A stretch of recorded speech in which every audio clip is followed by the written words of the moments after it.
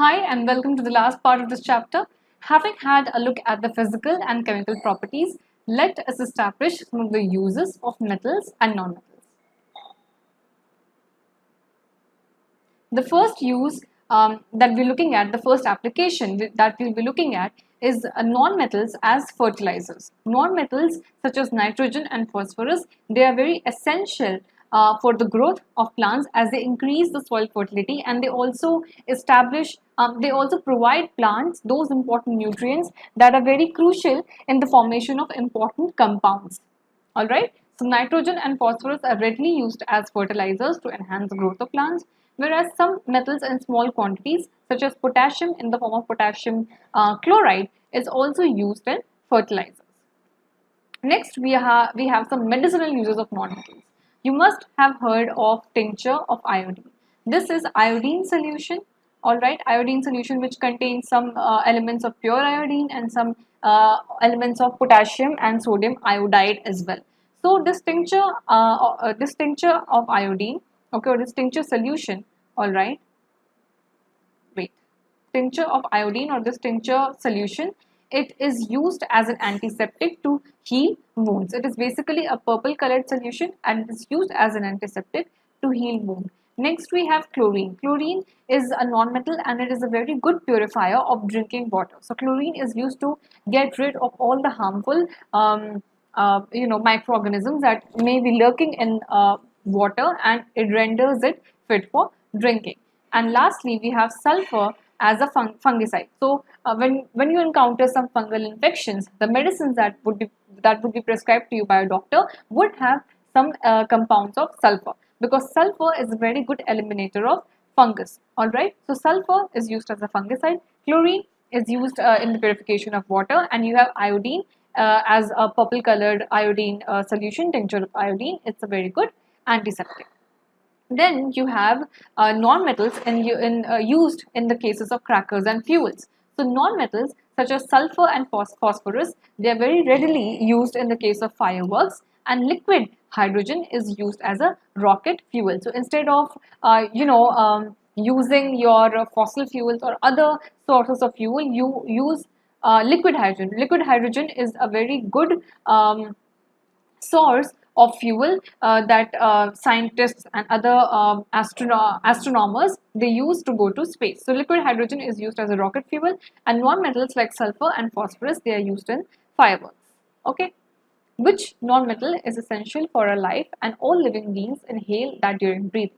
So you know that oxygen is a non-metal and we inhale oxygen during breathing, alright, and oxygen is very essential for our life, since all the processes that is occurring inside our living bodies and other living organisms as well. Oxygen is that you can say that element, that non-metal that enables all the life processes to occur in the first place. So oxygen is that non-metal that is essential for all our life processes, and you also inhale this during breathing or during respiration. Then metals have a very extensive use in our daily lives, owing to the malleable nature of metal or the ductile nature of metal. You know that they can be molded, alright, they can be molded, means their shape can be changed, alright, their shapes can be changed. So since their shapes can be changed, they can be drawn into thin sheets, malleability, or they can drawn into thin wires, ductility. Alright, metals have a very extensive use in our daily lives, be it in machinery, be it in automobiles, in cars and trains and the railway lines, be it in aeroplanes, parts of the aeroplanes, be it in satellites, even some industrial gadgets, or in cooking utensils as well, kitchen utensils and water boilers, and many other uses. Alright, so metals, they have a very varied role, they have a very vital role in our daily life, since they can be used as various items, since they are malleable, they are ductile, they can be used as alloyed, they can be used as pure metal compounds. Alright, and they have a very great role to play in our lives. Its application is also used in batteries and cells, as metals are very good conductors of electricity.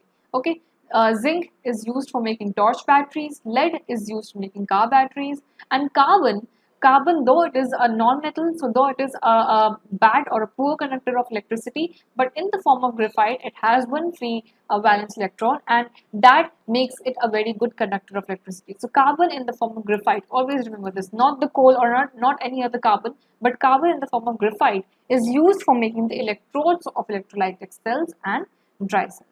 Okay.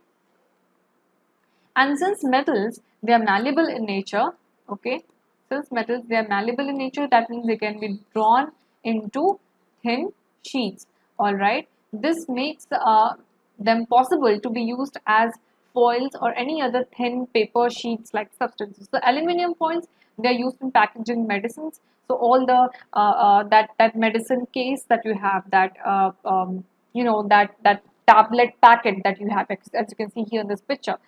Okay, it is made up of, the casing is made up of thin aluminum foils, all right, and is also used as cigarette foils and other food wrapping materials, such as wrapping paper or wrapping foil that you have for keeping your food protected and safe. And the thin foils, this example we had seen earlier, the thin foils are made of gold and silver. They are also used to decorate sweets. Okay. Metals, more importantly, they are also used as catalysts. Alright, so some chemical reactions, they occur very slowly. Alright, and there are some elements that are used as catalysts, means they are used to enable the reaction to occur faster. They are used as enablers. Alright, they enable the chemical reactions. They enable the chemical reactions to occur faster. Okay. And metals, they are used as catalyst in some processes, enabling that respective chemical reaction to occur faster. So in the Haber's process is that process in which ammonia gas is prepared. This you will be learning later in your senior grades. Okay, so iron is used as a catalyst in the preparation of ammonia gas by Haber's process. All right, iron is used as a catalyst to prepare ammonia gas in Haber's process. Then vanadium, a metal, can also be used as a chemical catalyst for sulfuric acid production. Alright. Then nickel is considered as a good catalyst because of its relatively low cost and is used as a heterogeneous catalyst in the production of synthesis gas. All the type of catalyst reactions that have been named here and all the kinds of catalysts that have been named here, this is just you can say a flow chart, but you will be learning in detail about each and every one of them in your senior grades. So for now, just remember that nickel is very low in cost and that enables it to be used as a catalyst, as a heterogeneous catalyst to produce a syngas, a fuel source that consists of hydrogen, carbon monoxide, and in some cases carbon dioxide. So this is a fuel gas, a production of synthesis gas, syngas, that consists of hydrogen, carbon monoxide, in some cases carbon dioxide as well. Okay. And aluminum silicates, they are also used as catalyst in petrochemical industries. So in industrial, in the scale of industrial level, if you are to produce sulfuric acid, or if you are to produce ammonia gas or some petrochemicals or some fuels, all right. So you cannot, you are looking at massive, you're looking at very large amounts of reactants to undergo some chemical reaction to produce large amount of products, all right. And there are always some elements that are used as enablers, potential catalysts that render the reactions to occur faster, so that industrial production, that mass scale production is brought to its completion, is brought to its fruition. All right. So iron is used in Haber's process for the production of ammonia gas. Vanadium is used to produce sulfuric acid. Nickel, it's low in cost, it's very cheap, and it's used as a heterogeneous catalyst to produce a fuel gas known as syngas, that is a mixture of hydrogen, carbon monoxide, and in some cases carbon dioxide. And lastly, aluminum silicates or aluminum silicates, they are used as catalysts in some petrochemical products. Okay. Let's end the chapter with a question. Name the metal which is used for galvanizing iron to protect it from rusting. Galvanization, if you may recall, it is a process that is used to protect. It's basically a covering, a protective layer. All right, it is a protective covering that is done over iron to protect it from rusting, so that when that piece of iron rod is coming in contact with air or moisture, it does not get rusted. All right. So zinc is that metal that is used as a protective coating. Protective coating on what? Protective coating on iron. So to protect it from what? To protect it from rust. So iron, its prolonged exposure to oxygen or to air and water or moisture, it results in the formation of rust. And to protect that piece of iron, to protect that piece of iron from getting rusted, a protective coating of zinc is done over that iron. And this protective coating is known as galvanizing or galvanization. This process of this drawing of this layer over iron is known as galvanization. Okay, and this is done to protect the piece of iron from getting rusted. So with this, we come to the end of the chapter, and in the next slide, we will be looking at a quick revision. And till here, you know that we have learned about metals and non-metals. We have learned the basic differences. We have had a look at definitions, and we have also had a look at the physical properties that differentiate between metals and non-metals. We've had a look at the chemical properties, and we have seen the chemical reactions that metals and non-metals undergo with oxygen, with water, with acids, with bases, and we have also had a look at the varied uses of metals and non-metals.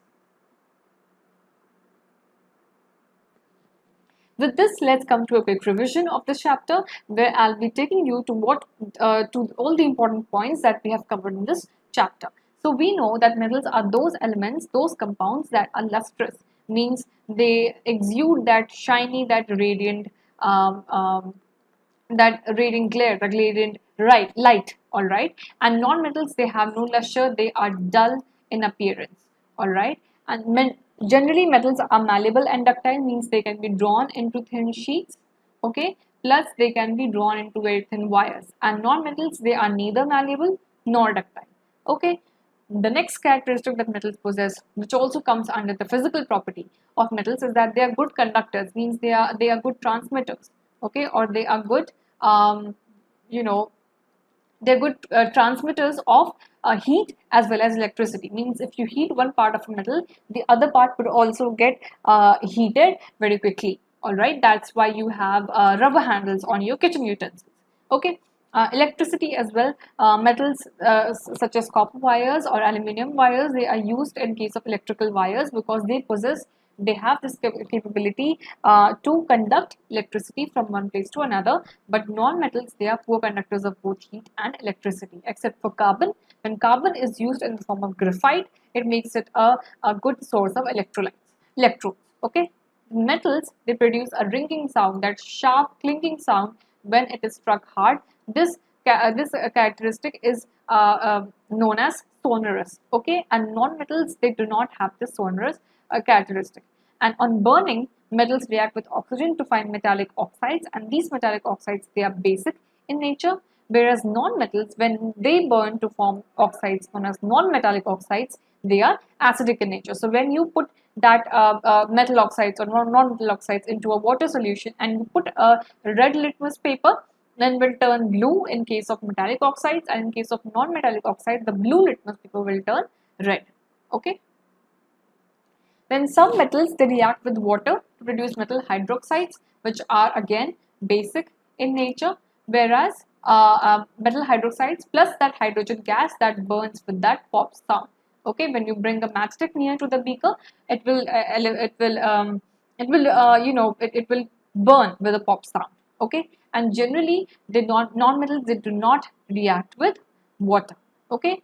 Metals, they react with acids and they produce salts, metal salts, and hydrogen gas, again which burns with a pop sound. And generally, non-metals, they do not react with acids. Some metals, they react with bases to produce hydrogen gas, all right. Whereas non-metals, they do react with bases to produce hydrogen. I'm sorry, non-metals, they do react with bases, but their reaction is comparatively very complex, and you'll be learning about them in your senior grades. All right. More reactive metals, they displace the less reactive metals. So this is known as that displacement reaction that we learned about. All right, displacement reaction, where more reactive elements will replace the less reactive elements from its own compound, from its own solution. All right, in aqueous solutions. And metals and non-metals, they are widely in use. Metals, they are used as in say packaging medicines. They are used in our day-to-day lives, and in kitchen utensils, in aeroplanes, and trains, and all that. Very, very, very useful in our day-to-day lives. And non-metals, they are used in making fertilizers. They have some medicinal qualities. They are also used in fireworks and rocket fuels. So in this chapter, with this we come to an end to this chapter. And in this chapter we have had a varied look at both metals and non-metals. And I hope that the basic concepts of metals and non-metals, they are clear to you. So I'll be there to explain further chemical reactions with you. And I hope that you take care and you study well. And thank you so much for joining me here on Study Room.